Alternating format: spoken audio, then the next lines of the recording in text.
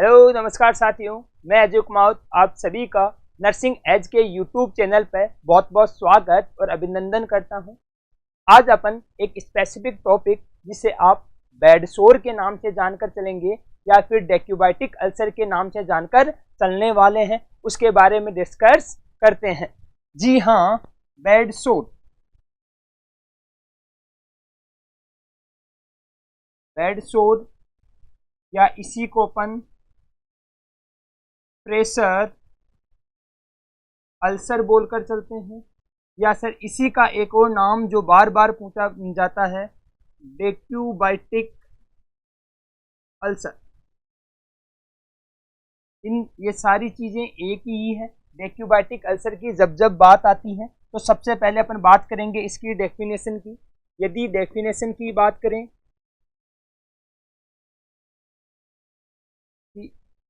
localized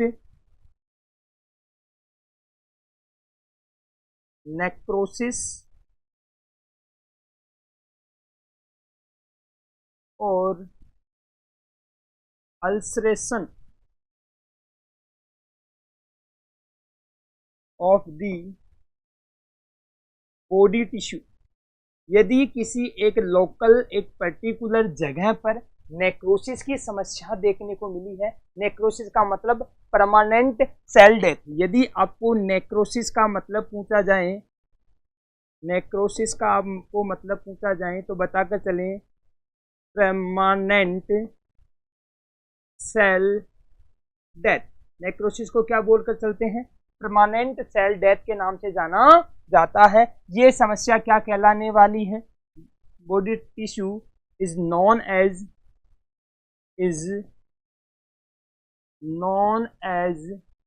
bed sore. इसे bed सोर बोला जाता है।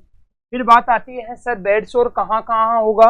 यदि इसके कॉमन साइट की बात करें, अपन किसकी बात करते हैं? कॉमन साइट्स की बात करते हैं, तो मैं मोस्ट कॉमन जो बोली जाती है वो बताकर चलने वाला हूँ। सबसे इम्पोर्टेंट आपका इलियक क्रस्ट, जो आपकी लैटरल पोजीशन के अंदर देखी जाने वाली है। नेक्स्ट बात करते हैं अपन आपके नी, जो आपके प्रोन पोजीशन के अंदर देखी जाती है। क्या देखी जाने वाली है? प्रोन पोजीशन के अंदर आपकी नी पोजीशन देखने को मिलने वाली है। नेक्स्ट और इम्पोर्टेंट जो आपका देखने को मिलेगा, सेक्रम, या इसी को अपन बटक्स के नाम से जानकर चलते हैं। ये आपके सुपाइन पोजीशन के अंदर देखी जाने वाली है। ये तीन मोस्ट कॉमन जो आपकी क्या साइड देखने को मिलती हैं। इसके अलावा अपन बोल सकते हैं सर चेक्स के अंदर हो सकती है, एक्रोमियन प्रोसेस के अंदर देखी जा सकती है, आपके एंकल रीजन के अंदर, हील के अंदर। ये सारी जगह जो डायरेक्ट आपके किसी सरफेस के साथ प्रेशर लग रहा हो तो वहां पर आपके प्रेशर अल्सर होने के चांसेस देखने को मिलते हैं। नेक्स्ट बात करते हैं, सर इसके कोजेज कौन कौन से होते हैं? यदि कोजेज की बात आती है तो हमेशा याद रखना, या फिर अपन कोजेज की यदि मैं बात करूंगा तो कोजेज वहां पर ज्यादा इफेक्टिव होते हैं जहां पर बोनी प्रोमिनियंस एरिया देखने को मिले। क्या देखने को मिले? बोनी प्रोमिनियंस एरिया पर यदि ये कोजेज कांटेक्ट में आते हैं या ये कोजेज प्रेजेंट होते हैं तो प्रेशर अल्सर होने के चांसेस ज्यादा होते हैं। तो बता के चलिए, सबसे इंपॉर्टेंट कोजेज के अंदर देखने को मिलेगा, वो देखने को मिलने वाला है प्रेशर।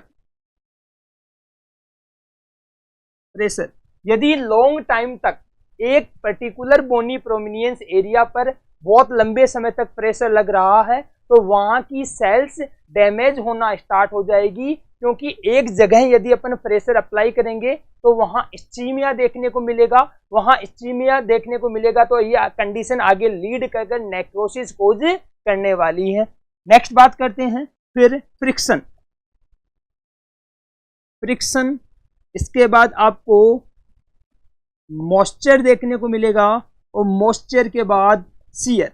ये चार ऐसे इंपॉर्टेंट कोजेज होते हैं जो प्रेशर अल्सर कोज करने के लिए रेस्पॉन्सिबल होते हैं। सर प्रेशर की वजह से सबसे पहले हाइपोक्सिया हुआ, हाइपोक्सिया के बाद उस जगह इस्चीमिया देखने को मिल गया, और इस्चीमिया कंडीशन किसको लीड करेगी, नेक्रोसिस को लीड करने वाली है। इस प्रोसेस में आपका प्रेशर अल्सर आपका बेड सोर कोज कर सकता है। नेक्स्ट बात करते हैं फ्रिक्शन। अरे कोई घर्षण देखने को मिले, कोई पर्टिकुलर जगह पर फ्रिक्शन देखने को मिले तो वहां की सेल डैमेज होने के चांसेस होते हैं, और यदि सेल डैमेज हो गई तो वहां पर आपके बेड सोर होने के चांसेस मिलने वाले हैं। फिर बात आती है मॉइस्चर। यदि आपका मॉइस्चर आपके बैक्टीरियल ग्रोथ के लिए बहुत इंपॉर्टेंट फैक्टर होता है, जहां जहां मॉइस्चर, जहां जहां नमी पाई जाती है वहां पर बैक्टीरिया की ग्रोथ इजीली देखने को मिलने वाली है। और लास्ट और आपका जिसे अपन सीयर के नाम से जानकर चलते हैं या सैर के नाम से जानकर चलते हैं, यदि कोई पेशेंट को अपन पोजीशन चेंज करवा रहे हैं और उसकी स्किन अपन जिस तरफ मूवमेंट करवाते हैं उसके अगेंस्ट साइड यदि उसकी स्किन में क्या होता है, कोई खिंचाव आता है, उसकी वजह से वहां के टिश्यूज डैमेज हो सकते हैं, वो सीयर के नाम से जानकर चलने वाले हैं। फिर बात आती है, इंपॉर्टेंट चीज आएगी कि आपकी जो प्रेशर अल्सर है या जो बेड सोर है वो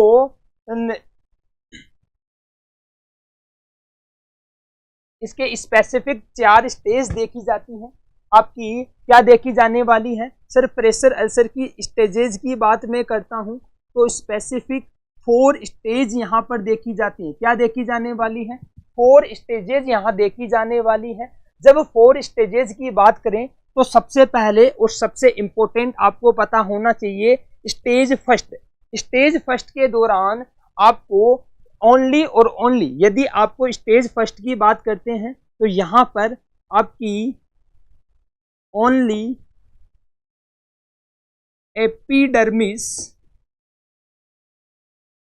लेयर का इन्वॉल्वमेंट देखने को मिलेगा। एपिडर्मिस लेयर इन्वॉल्वमेंट, यहां पर क्या देखने को मिलेगा, ओनली एपिडर्मिस लेयर का इन्वॉल्वमेंट देखने को मिलने वाला है। नेक्स्ट अपन बात करते हैं, इसी पेज को अपन आगे बढ़ाएं कि यहां आपको स्किन, यहां आपको स्किन का रेड कलर देखें, स्किन रेड कलर की देखने को मिलेगी। रेड कलर स्किन, यहां पर माइल्ड पेन देखने को मिलता है, यहां पर थोड़ा पेन आपको महसूस होने वाला है। फिर नेक्स्ट बात करते हैं इसके बाद, और इसके बाद इंपॉर्टेंट चीज रहेगी स्टेज सेकंड, जिसे अपन इंपॉर्टेंट इसलिए बोलकर चलने वाला हूं। यहां आपकी एपिडर्मिस, एपिडर्मिस और साथ ही साथ इसके साथ डर्मिस लेयर का इन्वॉल्वमेंट देखने को मिलता है। आपकी एपिडर्मिस और डर्मिस लेयर दोनों का इन्वॉल्वमेंट देखने को मिलने वाला है। यहां पर आपको ब्लिस्टर्स का, यहां पर आपको ब्लिस्टर्स फॉर्मेशन देखने को मिलता है। सर ब्लिस्टर फॉर्मेशन बोले तो अरे छाले देखने को मिलने वाले हैं, और इन ब्लिस्टर के अंदर हो सकता है आपको क्लियर वोटरी फ्लूइड मिले। इन आपके ब्लिस्टर्स के अंदर क्या देखने को मिलता है, क्लियर वोटरी फ्लूइड देखने को मिलता है। और साथ ही साथ इंपॉर्टेंट आपको याद रखना है, इंपॉर्टेंट आपको इसलिए मैं बताकर चल रहा हूं, यहां पर आपको सीवियर पेन देखने को मिलने वाला है। क्या देखने को मिलने वाला है, सीवियर पेन देखने को मिलने वाला है। सर सीवियर पेन क्यों, क्योंकि सीवियर पेन इसीलिए देखने को मिलता है, यहां पर आपके नर्व का इन्वॉल्वमेंट हो जाएगा, और नर्व क्या कोज करने वाली है, आपके पेन के सेंसेशन को लेकर जाती है और पेन का पता लगाने के लिए रेस्पॉन्सिबल होती है।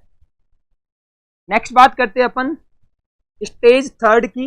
स्टेज थर्ड के अंदर आपकी डर्मिस, एपिडर्मिस और नेक्स्ट हाइपोडर्मिस का इन्वॉल्वमेंट देखने को मिलेगा। हाइपोडर्मिस का इन्वॉल्वमेंट देखने को मिल सकता है यहाँ पर। साथ ही साथ जो यहाँ पर पस देखने को मिलेगा, पस प्रेजेंट रहेगा। नेक्स्ट बात करते हैं, फाउल स्मेल देखने को मिल सकती है। यहाँ की जो स्किन होगी, स्किन आपको धीरे धीरे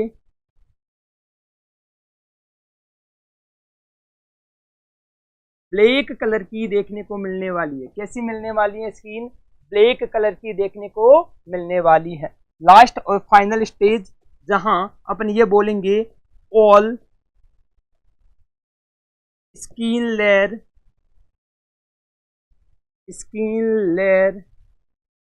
इन्वॉल्वमेंट, आपकी सारी स्किन लेयर का इन्वॉल्वमेंट देखने को मिलेगा। साथ ही साथ यहाँ पर इम्पोर्टेंट चीज़ जो आपकी बोन होने वाली है वो विजिबल देखने को मिलती है, बोन विजिबल देखने को मिलने वाली है। ये 4 स्टेज आपके डेक्यूबाइटिक अल्सर के अंदर देख के चलते हैं। फिर बात आते हैं इसके मैनेजमेंट की। मैनेजमेंट में हमेशा ध्यान रखना है, क्या रखना है सर? इसके मैनेजमेंट या ट्रीटमेंट की मैं बात करूं तो आपको ये ध्यान में रखना है कि सबसे पहले आपको जो वुंड है उस वुंड का बिल्कुल क्लियर, बिल्कुल सफाई उसको करनी है। एसेप्टिक टेक्निक आपको मेंटेन करते हुए उसका ड्रेसिंग करनी है और ड्रेसिंग करने के बाद अच्छे से बैंडेजिंग करनी है।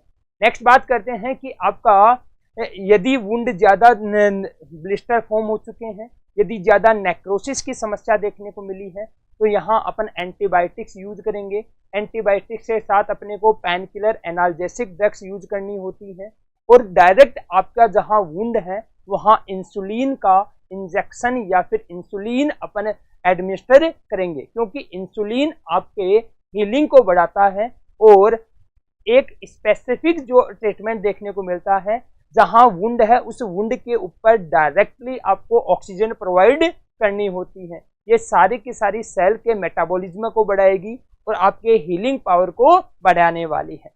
यहाँ पर कंप्लीट होता है अपना एक जबरदस्त टॉपिक जिसे डेक्यूबाइटिक अल्सर के नाम से जाना जाता है। ऐसे ही बेहतरीन वीडियोज के लिए, बेहतरीन जानकारी के लिए आप बने रहें हमारे यूट्यूब चैनल के साथ।